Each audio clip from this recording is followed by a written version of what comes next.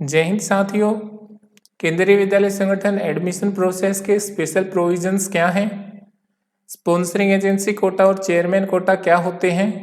क्या आप भी अपने बच्चे का एडमिशन स्पॉन्सरिंग एजेंसी कोटा या चेयरमैन कोटा से करवा सकते हैं? तो दोस्तों, यह सब जानने के लिए आज का वीडियो पूरा देखें। मेरा नाम है अमित कुमार और मैं आपका स्वागत करता हूं अपने channel exam preparation with AK की एक और नई वीडियो में। दोस्तों, सबसे पहले हम जानेंगे स्पॉन्सरिंग एजेंसी के बारे में। केंद्रीय विद्यालय संगठन में अलग अलग स्कूलों को चलाए रखने के लिए अलग अलग ऑर्गेनाइजेशंस ने ज़मीन उपलब्ध कराई है, तो वो सभी ऑर्गेनाइजेशंस उन स्कूलों के लिए स्पॉन्सरिंग एजेंसी होते हैं। उदाहरण के लिए सिविल सेक्टर के केंद्रीय विद्यालयों के लिए किसी जिले के जिला प्रशासन के द्वारा ज़मीन उपलब्ध कराई जाती है, तो उस जिले का जो जिला प्रशासन है, डिस्ट्रिक्ट मजिस्ट्रेट है या जो DC है, वो उस विद्यालय के लिए स्पॉन्सरिंग एजेंसी होते हैं। इसी प्रकार से दोस्तों, अगर किसी स्कूल के लिए ज़मीन रेलवे ने उपलब्ध कराई है, तो रेलवे की जो कंसर्न रेलवे डिवीज़न है वो वहाँ की स्पॉन्सरिंग एजेंसी होगी। जैसे अगर ज़मीन उपलब्ध कराई है सेंट्रल रेलवे ने, तो उस विद्यालय के लिए सेंट्रल रेलवे ही स्पॉन्सरिंग एजेंसी होगी। इसके अलावा बात करें, बहुत सारे स्कूलों में ज़मीन प्रोवाइड करवाई जाती है आर्मी के द्वारा, एयरफोर्स के द्वारा, नेवी के द्वारा, BSF के द्वारा या दूसरे संस्थानों के द्वारा। तो उन सभी विद्यालयों में, उन सभी केंद्रीय विद्यालयों में वो संस्थान ही स्पॉन्सरिंग एजेंसी होंगे। कई जगह पर कुछ प्रोजेक्ट स्कूल के अंडर में जो कंसर्न प्रोजेक्ट एजेंसी है वो उस केंद्रीय विद्यालय के लिए स्पॉन्सरिंग एजेंसी होगी। अब हम जानेंगे स्पॉन्सरिंग एजेंसी की टोटल कितनी सीटें होती हैं, टोटल कितना कोटा होता है। तो दोस्तों, इस कोटा को हम बेसिकली 2 पार्ट्स में डिवाइड कर लेते हैं। एक कोटा वो जो क्लास 1 के लिए है, यानी न्यू एडमिशन के लिए है। एक कोटा वो जो अदर देन क्लास 1 के लिए है, यानी किसी केंद्रीय विद्यालय में अगर 10th क्लास तक है तो उसमें 2nd से लेकर 9th तक कितने एडमिशन हो सकते हैं स्पॉन्सरिंग कोटा के अंडर में, और क्लास 1 में कितने एडमिशन हो सकते हैं, इसके बारे में हम जानेंगे। सबसे पहले क्लास 1 के बारे में अगर बात करें, तो हर एक सेक्शन के लिए जो टोटल स्ट्रेंथ होती है, अप्रूव्ड स्ट्रेंथ, वो होती है 40। तो इन 40 में से जो 5 सीटें हैं वो होंगी स्पॉन्सरिंग एजेंसी के लिए, यानी स्पॉन्सरिंग एजेंसी कोटा के लिए टोटल 5 सीटें होंगी, 40 में से एक सेक्शन के लिए। लेकिन अगर 2 सेक्शन हैं तो दोनों सेक्शन में अलग अलग 5-5 सीटें होंगी। यानी जिन केंद्रीय विद्यालयों में टोटल 2 सेक्शन हैं क्लास 1 में, वहाँ पर स्पॉन्सरिंग एजेंसी कोटा की क्लास 1 में कुल मिलाकर 10 सीटें होंगी। तो उम्मीद करते हैं आपको स्पॉन्सरिंग एजेंसी कोटा की कक्षा 1 की सीटों के बारे में जानकारी मिली होगी। इसके बाद अगर हम बात करें बाकी कक्षाओं के लिए, तो बाकी सभी कक्षाओं में मिलाकर क्लास 1 को छोड़ दें अगर हम, तो क्लास 1 को छोड़कर बाकी सभी कक्षाओं में कुल मिलाकर 10 सीटें स्पॉन्सरिंग एजेंसी कोटा के द्वारा रिकमेंड की जा सकती हैं। चलिए एक उदाहरण के द्वारा हम समझ लेते हैं। किसी केंद्रीय विद्यालय में 2 सेक्शन हैं, A और B। क्लास 1 के A के लिए भी अप्रूव्ड स्ट्रेंथ 40 है, तो 40 में से 5 सीटें स्पॉन्सरिंग एजेंसी कोटा की। सेक्शन B के लिए भी 5 सीटें स्पॉन्सरिंग एजेंसी कोटा की। इसके बाद बची जो कक्षाएं हैं, उन सभी के लिए कुल मिलाकर जो सीटों की संख्या है वो है 10। अब इन 10 सीटों में ऐसा नहीं है कि क्लास 6th में या क्लास 7th में या किसी भी क्लास के किसी भी सेक्शन में ये 10 सीटें रिकमेंड कर दी जाएं। एक क्लास के एक सेक्शन में ज़्यादा से ज़्यादा 2 सीटें स्पॉन्सरिंग एजेंसी कोटा के अंतर्गत रिकमेंड की जा सकती हैं। जैसे उदाहरण के लिए हम समझें, क्लास 2 के सेक्शन A में स्पॉन्सरिंग एजेंसी कोटा के अंतर्गत सिर्फ 2 सीटें रिकमेंड की जा सकती हैं। अब इस कंडीशन में बाकी कक्षाओं के लिए कुल मिलाकर 8 सीटें बची। तो दोस्तों, यह था क्लास 1 के लिए और बाकी कक्षा के लिए स्पॉन्सरिंग एजेंसी कोटा का निर्धारण।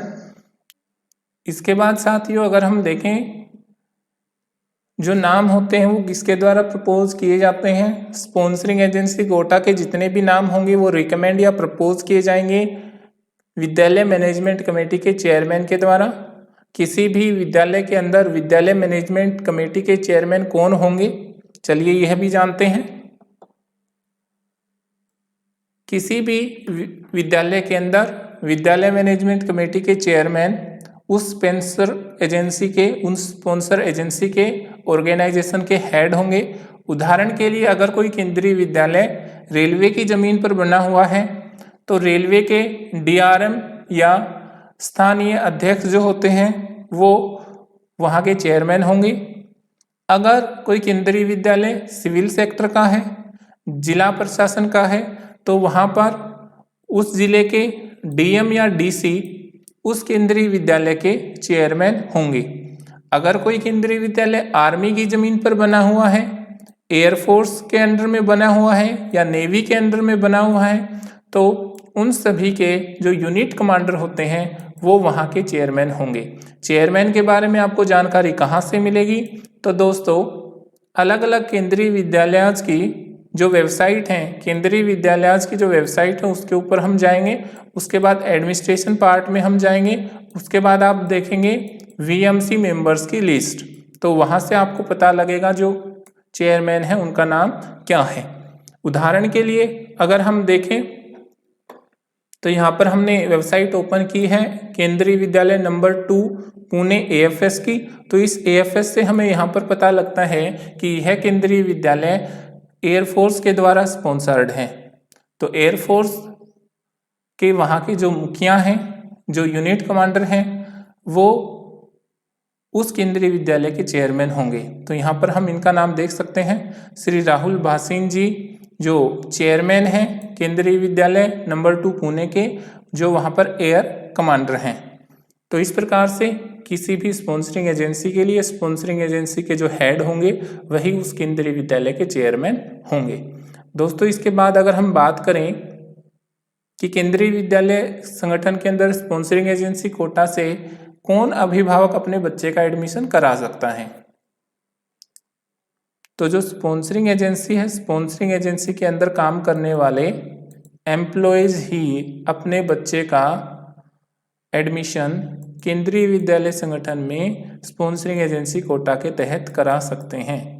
लेकिन यहाँ पर एक दूसरी कंडीशन यह है कि अगर स्पॉन्सरिंग एजेंसी के पर्याप्त एप्लीकेशन नहीं मिलते हैं तो उस केस में सेंट्रल गवर्नमेंट के एम्प्लॉय, स्टेट गवर्नमेंट के एम्प्लॉय जो किसी ट्रांसफरेबल या नॉन ट्रांसफरेबल ऑर्गेनाइजेशन के अंदर जॉब करते हैं, जिसके अंदर अलग अलग ऑटोनोमस बॉडीज, पीएसयूज, आईएचएल इंक्लूड हैं, वो भी स्पॉन्सरिंग एजेंसी कोटा के तहत अपने बच्चे का एडमिशन करवा सकते हैं। दोस्तों यह जो लिमिट होगी वो अबोव होगी 40 जो क्लास 10th है उससे। साथ साथ इन एडमिशन्स के लिए भी उन सभी कंडीशंस को, उन सभी गाइडलाइंस को फॉलो करना पड़ेगा जो केंद्रीय विद्यालय संगठन के द्वारा जारी की जाती हैं। इसमें मुख्य रूप से जो एज संबंधी कंडीशन है, मिनिमम और मैक्सिमम एज की, यह कंडीशन स्पॉन्सरिंग एजेंसी कोटा के सभी एडमिशन्स के ऊपर भी लागू होती है। इसके बाद अगर हम बात करें कि जहाँ पर एप्लीकेशंस हैं वो ज़्यादा आ जाएं तो क्या उसका निर्धारण चेयरमैन के द्वारा स्वयं किया जाता है या स्पॉन्सरिंग एजेंसी खुद यह निर्धारण करती है कि उसके कोटा के अंतर्गत किन बच्चों का नाम रिकमेंड किए जाए। दोस्तों इसके बारे में क्लैरिफिकेशन हम इस लेटर से देख सकते हैं, जहाँ पर जो बिल्कुल क्लियर किया गया है कि जो 5 सीटें होंगी क्लास 1 के हर एक सेक्शन के लिए, उनके लिए अगर एप्लीकेशंस ज़्यादा आती हैं, 5 से ज़्यादा आती हैं, तो उस समय लॉटरी के द्वारा स्पॉन्सरिंग एजेंसी कोटा की सीटों का निर्धारण किया जाएगा। यानी अगर 10 लोगों ने अप्लाई किया कि उनको स्पॉन्सरिंग एजेंसी कोटा के तहत एडमिशन चाहिए क्लास 1 में, और वो उसी संस्थान से, उसी स्पॉन्सरिंग एजेंसी से जुड़े हुए हैं, वहीं पर कार्यरत हैं एज एन एम्प्लॉय, तो उनमें से 5 सीटों का निर्धारण लॉटरी के द्वारा होगा। इसके बाद अगर हम बात करें एक दूसरे कोटा के बारे में जो है चेयरमैन कोटा। तो दोस्तों यह कोटा उन सभी अभिभावकों के लिए भी लाभदायक है जो गवर्नमेंट जॉब्स में नहीं हैं। चेयरमैन कोटा के अंतर्गत विद्यालय मैनेजमेंट कमेटी के चेयरमैन किन्हीं भी 2 बच्चों के नाम रिकमेंड करते हैं। ये 2 बच्चे किसी एक कक्षा के लिए भी हो सकते हैं और अलग अलग कक्षाओं के लिए भी हो सकते हैं। चेयरमैन के पास ये अधिकार होता है कि वो कुल मिलाकर 2 सीटें किसी भी कक्षा के लिए रिकमेंड कर सकते हैं। उदाहरण के लिए दोनों सीटें क्लास 1 से लेकर क्लास 9 तक किसी भी क्लास के लिए दी जा सकती हैं, या फिर एक सीट किसी विशेष कक्षा के लिए, दूसरी सीट किसी दूसरी कक्षा के लिए भी रिकमेंड की जा सकती है। इन सीटों में यह कंडीशन अप्लाई नहीं होती कि इनके अभिभावक स्पॉन्सरिंग एजेंसी के एम्प्लॉय ही हों। कोई भी कैटेगरी 5 सर्विस कैटेगरी 5 में काम करने वाले अभिभावक भी इसके तहत अपने बच्चे का नाम रिकमेंड करवा सकते हैं। तो दोस्तों उम्मीद करते हैं चेयरमैन कोटा और स्पॉन्सरिंग एजेंसी कोटा से रिलेटेड सभी क्वेश्चंस का, सभी क्वेरीज का आपको आंसर मिला होगा।